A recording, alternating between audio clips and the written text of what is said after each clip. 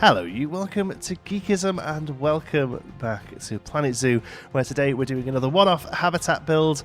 Today we're building a habitat, enclosure, whatever term you want to use, for a saltwater crocodile. A pair of saltwater crocodiles, in fact. Apologies if I sound a little bit bunged up. I've got a bit of I'm a little bit under the weather. Just with a bit of flu-y, coldy type symptoms. I actually had to take a day yesterday, so apologies for no video yesterday. I had a bit of a 24-hour bug, you know, the kind of coming out of both ends kind of bug. So I was pretty much otherwise engaged yesterday, but I feel a bit better today. Like I say, still sort of battling cold and stuff, but I'm taking plenty of Lemsip and vitamin C and resting and all that sort of stuff. But unfortunately, as a full-time YouTuber, you don't get sick pay, so we must go on. And to be honest with you, while I've been not well, I've actually managed to play the game quite a bit. It's really just this bit, the recording-y bit, doing all that sort of stuff that I've had a bit of a trouble with.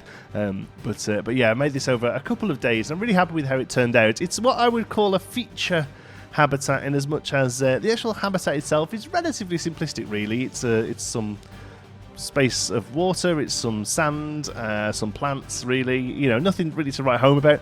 Saltwater crocs, it's quite difficult to do much interesting for them, to be honest. They are huge beasts that just kind of sit around, to be honest. Unless they're eating, unless they're like out looking for prey, they pretty much just kind of plod about. So, you know, they don't climb, they don't have particularly sort of interesting requirements as far as enrichment goes. They kind of just spend a lot of the time basking in the sun. It sounds like a pretty decent lifestyle, to be honest, but it does mean that your habitats are kind of just big open spaces for them, really, to be able to swim and to sit in the sun. So I kind of, most of the focus in this video is on this that we're building now, and then also the viewing area that we build as well. I'm really quite impressed with how that turned out.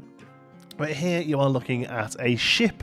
I don't want to say pirate ship. It actually turns out a little bit more with an Asian flair to it, which is something that I tried to do based on some reference images, because saltwater crocs are pretty much exclusively found sort of in between that big lump of islands and sea in between South Asia and North Australia, and they kind of hang around. So I've gone for a slight Asian sort of feel, more of like, so it's more of like an Asian.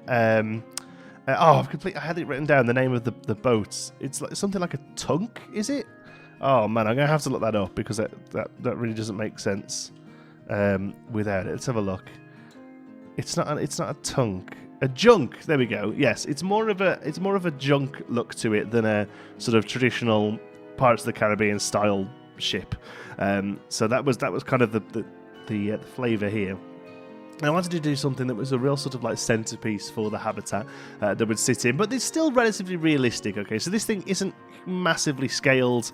It's quite a sort of you know, it wouldn't actually work as a real boat. This has obviously been placed in as a scenery piece to make the habitat look interesting, and but it's still within the sort of realms of reality.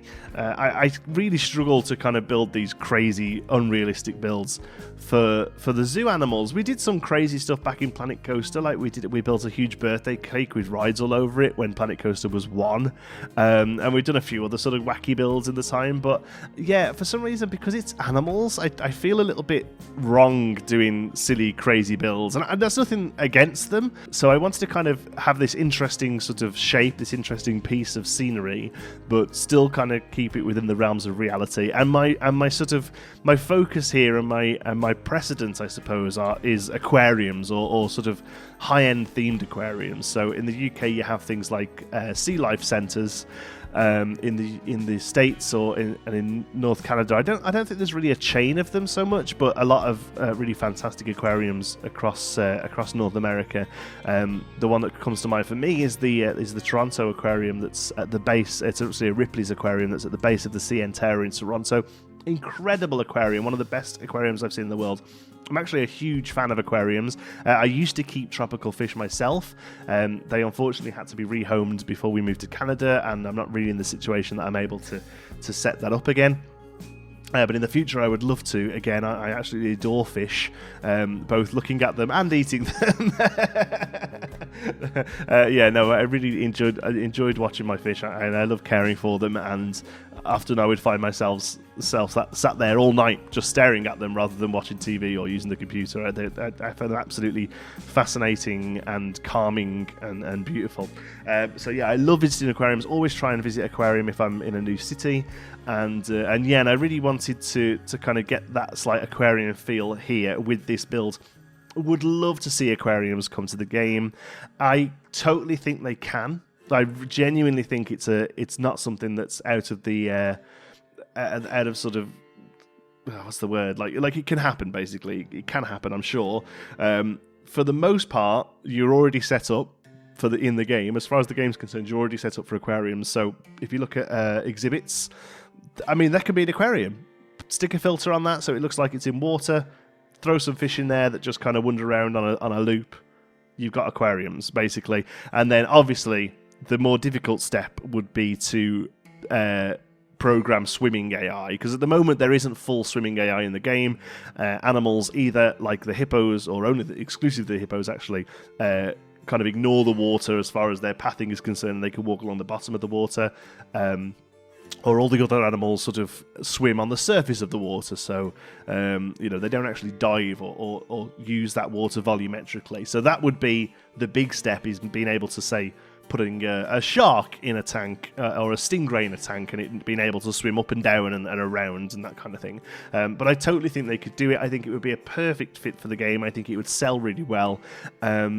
There is obviously the question as to whether or not they include certain animals like orcas or what have you, but I don't really mind either way, and I can see positives and negatives from either side of the argument there, so I'd kind of accept whatever they do. But yeah, I would love to see an aquarium patch in the game at some point, aquarium DLC, because I really probably enjoy aquariums more than I enjoy zoos, and I'm a big fan. I always have been a big fan of zoos and animals in general. Obviously, I'm looking at zoos a lot more now because of this game and sort of looking at them from more of a sort of design point of view, but I've always enjoyed going to the zoo just as much as I have enjoyed going to theme parks. But yeah, aquariums really are my sort of number one, so I would love to see them add those in the game in the future. But yeah, the reason I talk about that then is, like I say, I wanted to try and get an aquarium feel for this build.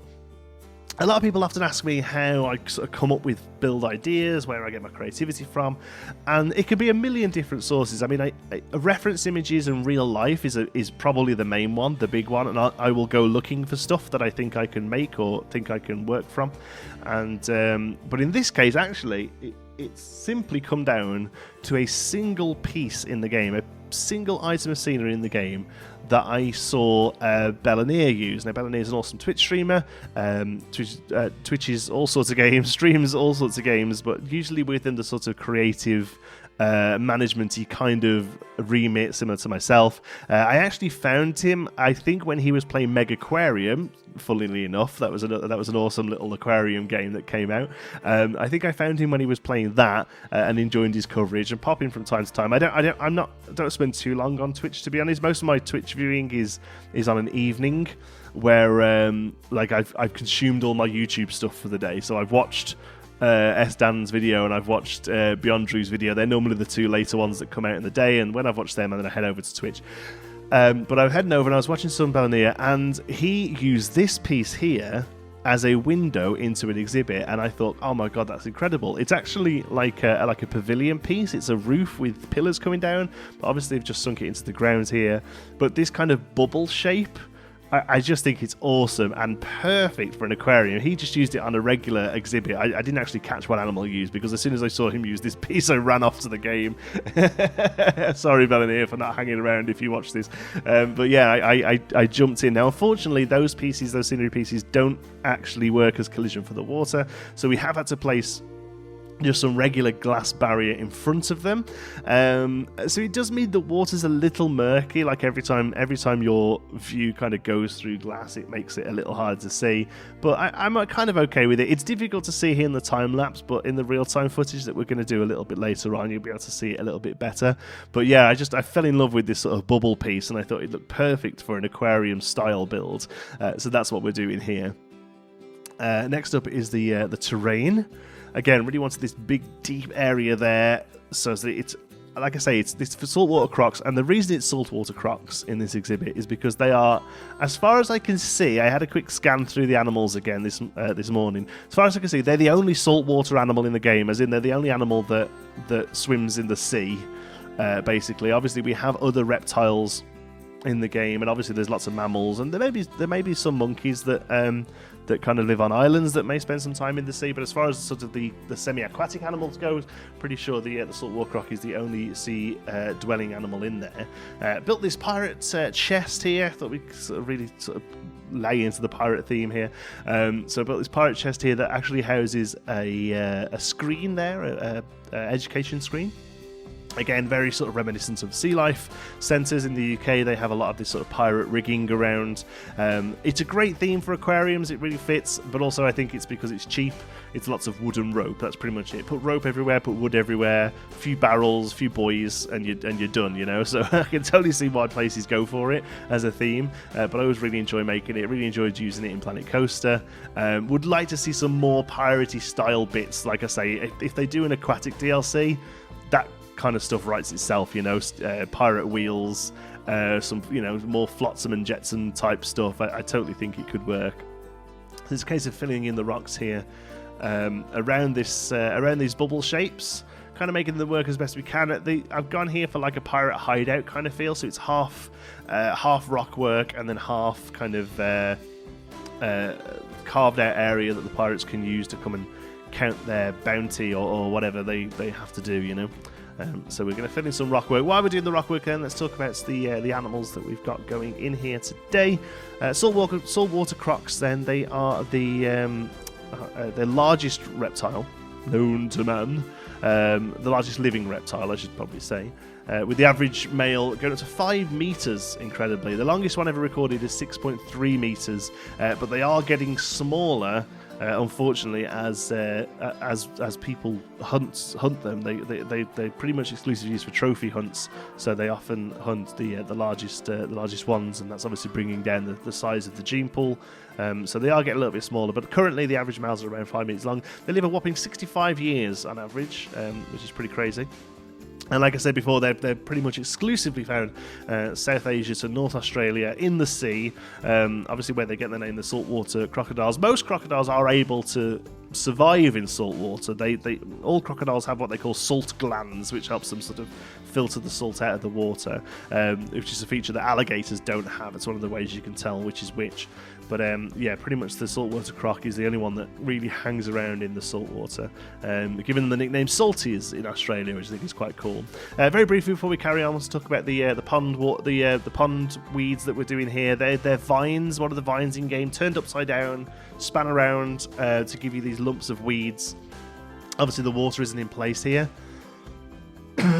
Excuse me. The water isn't in place here, but once we add the water back in, I think this is really quite effective, these reeds. I was really quite happy with them. Probably the thing I think's turned out the best. And also then using these bushes here to kind of act as almost like a corals, a tree hugging, rock hugging almost. No, they're not hippies. Rock hugging kind of plant there.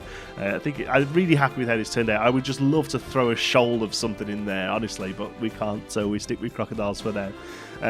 Talking of shoals, crocodiles obviously do eat fish. Saltwater crocodiles eat fish. In fact, they pretty much eat anything they can get their hands on. They're what's known as a hypercarnivorous animal, which means they pretty much exclusively eat meat. They're an apex predator, again, which means they're at the top of their food chain. Nothing really causes them a problem, except for us, obviously. Nothing really causes them. Nobody's hunting them for food, necessarily.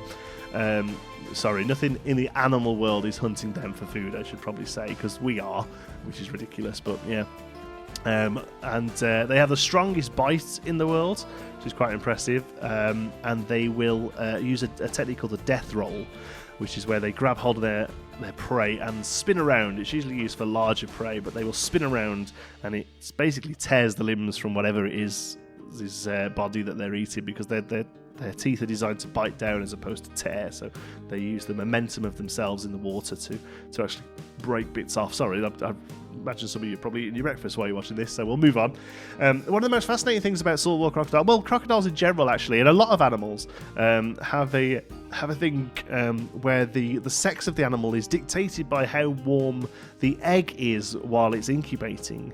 The temperature of the nest in which the eggs are laid determines the sex of the offspring, which is pretty crazy, really. Lower temperatures produce mostly females, higher temperatures produce mostly males. The problem that arises from this is that global warming is playing a factor in this now, and it's meaning that animals are having to nest earlier and earlier in the year to try and find that sweet 50-50 line. They're able to sense it, they're able to sense the temperature and know that this is the temperature I have to lay my eggs. And unfortunately, that's moving earlier and earlier because our summers are getting warmer and warmer, and also now our winters are getting colder and colder, and that little space there in the middle where that it's perfect for them is getting more difficult. And unfortunately, it does seem that as it currently stands, global warming will outpace the ability for many animals to adapt to this situation.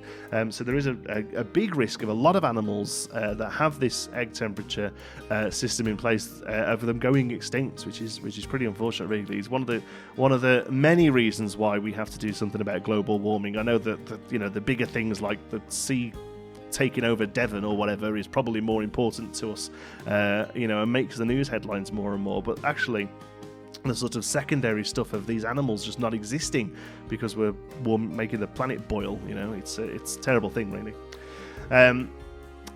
Crocodiles, interestingly, have the ability to sleep with one eye open. It's a big myth in Australia, a legend, I suppose, really, because it's not a myth, it's true. But there's a legend that Australians put about that crocodiles sleep with one eye open, and it's actually true. They have a system called unihemispheric sleep. Actually, a lot of birds do it. In fact, most birds do it. And obviously, a lot of aquatic mammals do it as well. And there are some reptiles now that have been shown to do it as well. And basically, half of their body can shut down at once and sleep, I use inverted commas, sleep there, basically rest and regenerate, while the other half stays alert. It's most famously seen in a lot of sort of big birds. It's why you never see flamingos lying down, okay, because flamingos, and it's why they lift one leg up. It's because the leg that's being lifted up, that half of the body is just shut down and is resting while the other half stays alert enough to stand up, basically. But now it's been shown that crocodiles are able to do it as well. Saltwater crocodiles are able to do it as well. Worryingly, it's shown that they do it much more when there are humans around, as opposed to when there are other crocodiles around. So they're keeping an eye on us, folks. They are keeping an eye on us. So as we finish off the habitat then, a lot of planting here. And this is the first time I've done this, but I've gone way over the planting recommend. I mean, 100, they've got zero planting wellness now. Like, they hate all these plants. But I just got really fed up of just not being anywhere there. In fact, the actual planting that they can get to, this kind of stuff here, isn't too bad. The thing that's pushed it up so high is all of that sort of fake pondweed that I've made there with the vines. That's thrown the number up massively. But to be honest with you, as a few people have said now, is that planting, if you haven't quite got it right, as long as the rest of their welfare is high, it's okay. And it actually is. Like, pretty much all the rest of the welfare is at 100%, and it brings their total welfare down to around 85 to 90%. So personally, I think that's how I'm going to move forward in this. You know what? If I want foliage, I'm going to put foliage. Now, with that in mind, like, we're not going to be building savanna animals in forests. We're not going to be putting elephants and giraffes in these heavily dense tropical forests. But here, I personally don't think that this looks too foliaged for these animals.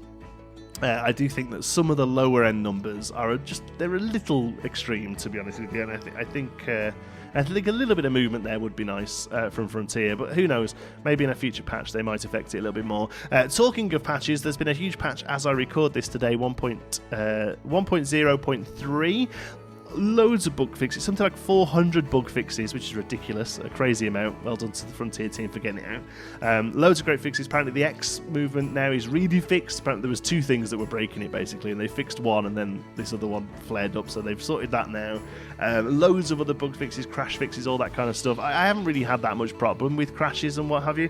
The main thing for me that they've done is added more sandbox options, so now we can finally turn off power requirements, we can turn off water filtration requirements, and loads loads of other stuff as well. Animal welfare. You can basically have animals just kind of exist now, and they don't have to worry about food or anything. Basically, you could turn their welfare off completely if you want to. So you could quite easily do all this foliage. Now, I don't think I'm going to go that far, because I do think there is something nice about making it work for the animal and for the guests. You know, it gives a slight realism to it. So I'm not going to turn it off so that the animals are just kind of, you know, drones that wander around. I do want them to have some welfare issues. But definitely the power and the water one, man, especially for these single builds, they're great, because I mean, with these single builds, I was having to place down a water filtration and a power thing and all that sort of stuff. So that's great for these sort of one-off builds. Now we can just come in and start building, which I think is fantastic. But yeah, a little bit of detail then to the final viewing section. So you've got this large viewing platform that overlooks the crocodiles. They maybe even do some like feeding demonstrations from there, where they sort of throw in chickens or whatever. And then you've got the underwater section there as well. Oh, there was a cut there, but now we've got a roof.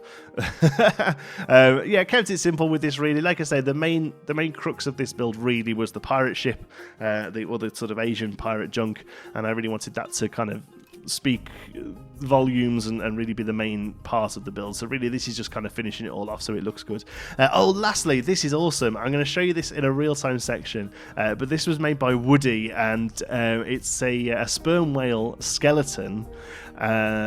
But it was a sperm whale skeleton that was made for like a museum kind of build. But as soon as I saw it, I was like, you've got to send me that. You've got to put it on the workshop so I can get rid of those posts and put this underneath the water, because it will look awesome. Doesn't it just? So yeah, if you want it, I'll put the link in the description to the Steam Workshop page there. Like I say, it's built with pillars on for a sort of more of educational build. But here I thought it'd just look awesome in the depths of our habitat here. And we can come up and we can see the pirate ship. So we'll have a look at it from overhead quickly. There we go. So we can see. So this is the overall thing. Like I say, a big expanse of water, big expanse of sand. That's pretty much all the animals want, right? So a lot of the build here is more on the from the guest focus. So we've got this sort of larger viewing area here that we can see. In fact, let's do our old Tegid Cam trick. Man Ray, his name is. That's amazing. Let's do some Tegid Cam work here so we can have a look from the guest point of view as we now come down into here. So I think the problem with these single builds is at some point this would start merging into something else. So at some point you have to kind of put a line on it. But really this rock work would probably come up to a secondary path that goes off into the zoo, you know. But now we built this out to be a sort of little secret pirate. Oh, there's a rock missing there. Look, secret pirate cove. That comes down. We've got our treasure chest here that tells us all about the Crocodilus porosus. Crocodilus porosus, nice. Okay, and then we get a really good view from under here of the expanse. Like I say, if you come through, it gets clearer, and obviously clearer again through the glass. So it does get a little murky with the 2 layers of glass, but I still just think these domes are awesome. I think they really add to the build. Can we actually see a croc from in here? I don't think we can. I think they're both up on the shore. So to do that, we would have to come up to here and see them this way instead. Yeah, there they are. They're over there, look. They're over there. Luckily, I've got telescopic vision. They're chilling out. A boy and a girl. She's got poo on her head. Why have you got poo on your head? That's quite a skill, that, you know. I mean, I wouldn't recommend trying it at home, but it's pretty impressive. There we go. Enjoyed this one. I had a lot of fun with this one, reading up about the saltwater crocs. Had a lot of fun building the pirate ship. I think it's turned out really quite cool. Thank you so much for watching. Hope you've enjoyed it. Till the next one, be good